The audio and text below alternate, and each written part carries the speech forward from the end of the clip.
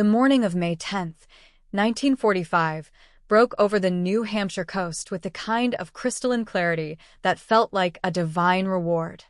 Just 2 days after the ink had dried on the German surrender in Reims, a collective sigh of relief had settled over the eastern seaboard. In the bustling naval town of Portsmouth, the celebrations had been raucous, but now a weary, hopeful peace was taking hold.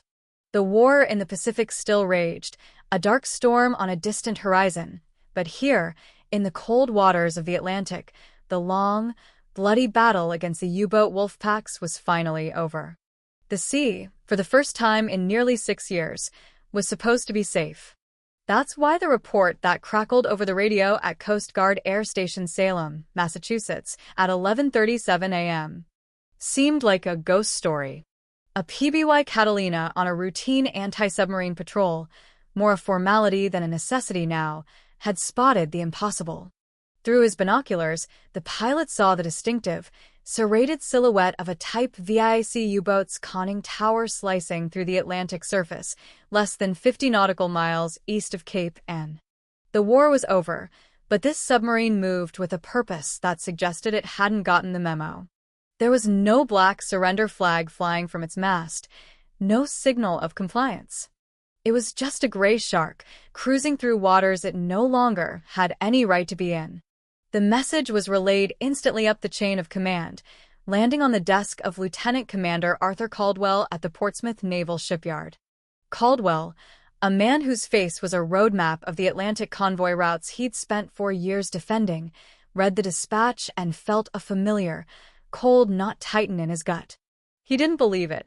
Grand Admiral Donit's orders had been unequivocal. All U-boats were to surface immediately, fly black flags, and proceed to the nearest Allied port.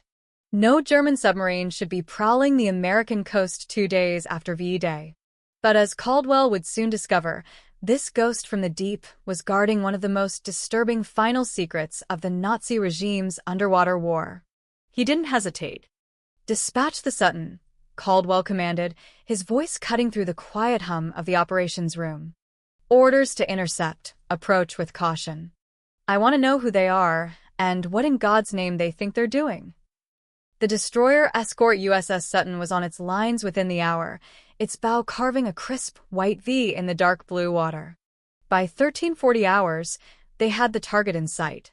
The U-boat made no attempt to dive, no move to fight. It simply held its course, a silent, defiant presence.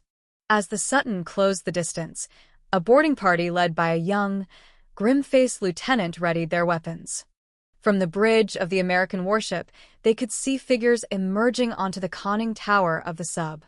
Their hands were raised, visible against the gray sky.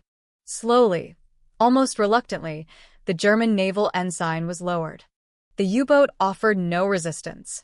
When the American sailors' boots hit the wet steel deck of the submarine, identified from its markings as the U-977, the first thing that struck them was the smell.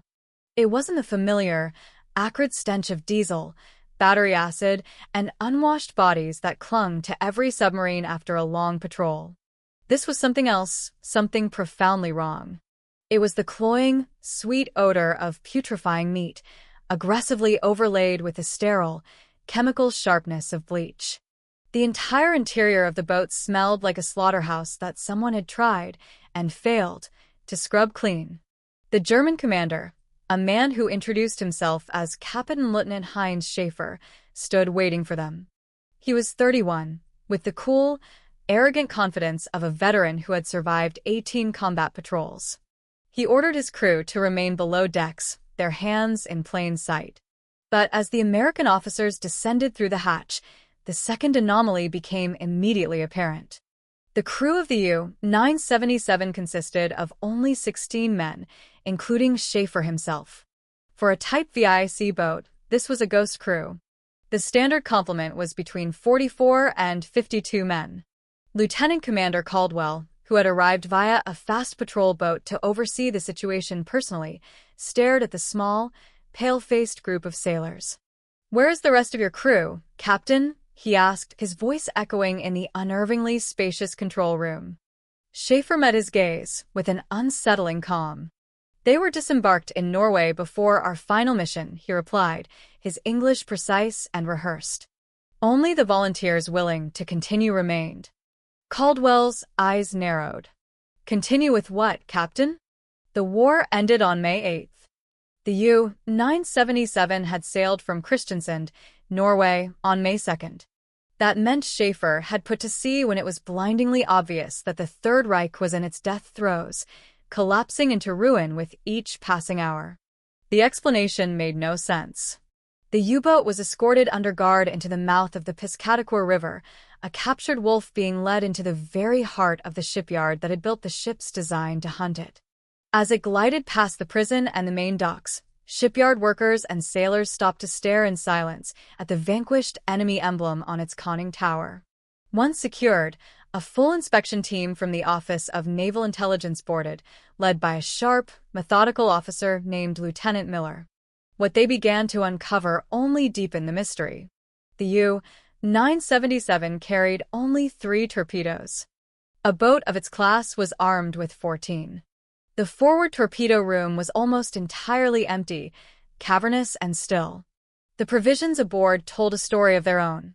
There wasn't nearly enough food for a full crew on a combat patrol, but there were more than enough canned goods and dry stores for a skeleton crew of 16 to make a very, very long voyage. The fuel tanks were at 40% capacity, consistent with a journey of roughly 7,500 miles from Norway. But 7,500 miles in what direction? The answer was lying on the chart table in the command center. Lieutenant Miller unfurled a series of nautical charts of the South Atlantic. They were covered in meticulous pencil markings, detailed routes tracing the coastline of Argentina, coordinates for rendezvous points in international waters off West Africa. And something else, something far more sinister. Coded notations referring to special cargo and VIP passengers. Caldwell and Miller confronted Schaefer with the charts in the cramped captain's quarters. The German commander's composure finally cracked, if only for a moment. He abandoned his first story. Our destination was Argentina, he admitted, his voice low. We received orders on April 30th to transport classified documents and personnel, and to avoid Allied capture at all costs. The plan was to cross the Atlantic, submerged for as long as possible. Then why are you here in Portsmouth? Miller pressed. Why surrender to us instead of continuing your mission? We ran short on provisions, Schaefer said, the lie coming too quickly. We miscalculated the duration of the submerged journey. America was the closest Allied territory. But this explanation was even weaker than the first. The U-977 had enough fuel to reach Argentina. If the issue is food, why hadn't they been properly supplied in Norway for a mission of such critical importance? And most importantly, what classified documents or high-value personnel could possibly justify a 7,500-mile voyage after the war was already lost? Washington was notified immediately.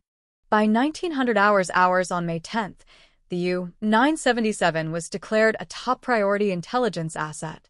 The formal forensic investigation began, and it would peel back the layers of Schaefer's lies to reveal a horrifying truth. In the forward torpedo room, under the harsh glare of portable floodlights, the forensic team discovered what the bleach had been meant to hide. Sprayed with luminol, faint, ghostly blue patterns bloomed across the deck plates and bulkheads, the unmistakable traces of blood. A great deal of it. Subsequent analysis would confirm it was human blood from multiple individuals. But there were no bodies, no battle damage had been reported, and Schaefer insisted his boat had suffered no casualties. In the captain's quarters, tucked away inside a heating duct, investigators found a small, metal box containing partially burned documents. The fire hadn't been hot enough. What remained were fragments of a manifest. They found references to Operation Phoenix and a set of coordinates in the desolate plains of Patagonia, Argentina. More damningly, they found a partial list of names. None were from the Kriegsmarine. Every legible name was accompanied by a rank from the SS. Who had truly been aboard the U-977 when it slipped out of Norway in the twilight of the Reich? The interrogations of the 16 crewmen began in earnest. Kept in separate rooms in the naval prison, their stories were a mess of contradictions. Each sailor told a slightly different version of events. Some swore there had never been any extra passengers. Others nervously admitted that some German civilians had been aboard for a short time, but claimed they were dropped off at sea onto another vessel. Another submarine. It was the first mention of a second U-boat. Under the relentless, methodical questioning of Lieutenant Miller, one of the youngest crewmen, a 19-year-old machinist's mate named Klaus Hoffmann finally broke. During a private interrogation, his composure crumbled into terrified whispers. "We left Norway with 31 other men," Hoffmann confessed, his voice trembling. "They were not sailors. They were from the SS. High-ranking officers. They talked of reorganizing, of building a new Reich from the outside. They spoke of preserving the leadership for the future." "What happened to these 31 men, son?" Miller asked softly. Hoffmann was weeping now. "They were transferred to the U-530. It happened on May 6th, at coordinates 38 north, 25 west," he whispered, the numbers tumbling out as if a dam had broken. "The U-530 was to continue to Argentina. We were supposed to follow after a supply drop that never came. But Captain Schaefer, he changed his mind. He decided to surrender instead of continuing." The revelation sent shockwaves through Allied naval intelligence. The U-530, a Type IXC/40 boat commanded by Otto Wermuth, was officially listed in German naval records as lost in combat on May 3rd. But if Hoffmann was telling the truth, the U-530 hadn't been sunk. It was a ghost ship, racing across the Atlantic toward Argentina with a full complement of the SS elite, a modern-day Noah's Ark for the architects of genocide. A covert search operation was immediately launched across the South Atlantic. For weeks, there was nothing but silence, a vast, empty ocean. Then, on July 10, 1945, 2 months after the U-977 surrender in New Hampshire, something extraordinary happened. The U-530 surfaced off the coast of Mar del Plata, Argentina, and peacefully surrendered to the Argentine authorities. But when Argentine officers boarded the submarine, they found a scene of chilling déjà vu. On board were only 16 crewmen. The boat's commander, Otto Wermuth, claimed they had departed from Germany with a reduced complement. There was no evidence of any additional passengers, no documents of importance. The torpedo rooms and compartments had been scrubbed clean, meticulously sanitized. Wermuth told a story almost identical to Schaefer's initial lie, a failed attempt to reach the Far East, a change of heart, a decision to surrender. But the numbers didn't add up. If Hoffmann's confession was true, and the U-977 had transferred 31 SS passengers to the U-530 on May 6th, and the U-530 arrived in Argentina with only its own skeleton crew, then where were those 31 men? Had they been secretly landed on some remote stretch of the Argentine coast before the official surrender?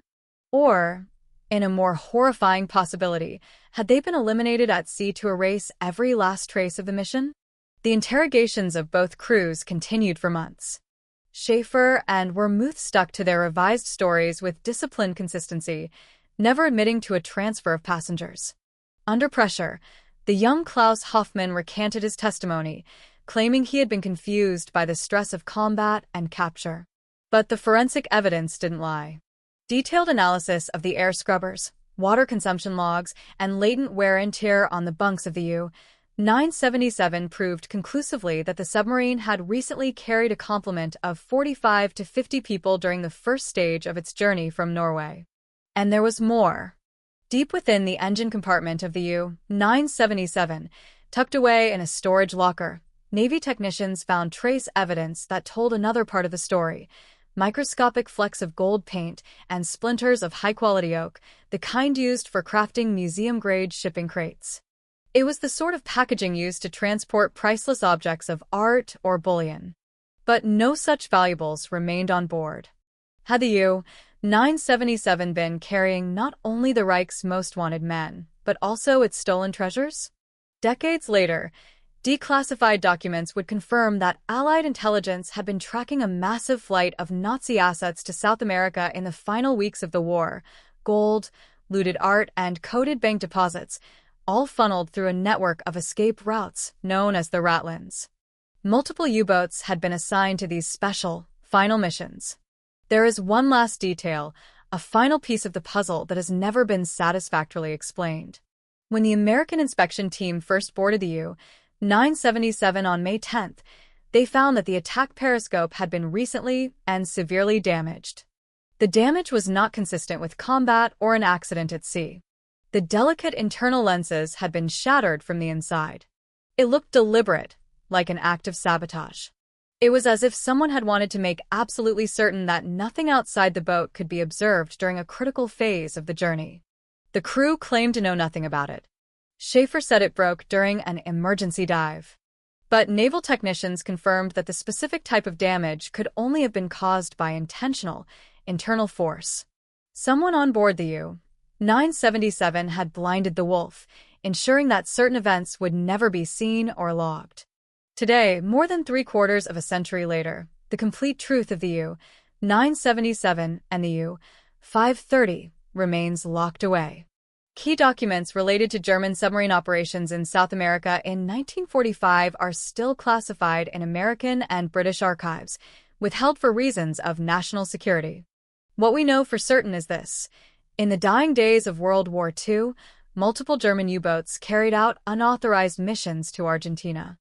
They transported unidentified passengers from the highest echelons of the SS, classified documents, and likely a fortune in stolen wealth. Some of those submarines surrendered, their stories scrubbed clean. Others simply vanished, never accounted for. And the 31 high-ranking SS officers that Klaus Hoffmann swore were transferred to the U-530 in the middle of the Atlantic Ocean on May 6, 1945? They were never found. They were never identified. Officially, they never existed. They were ghosts, delivered by a ghost ship, into a new life, leaving behind only a blood-stained deck and a deep, cold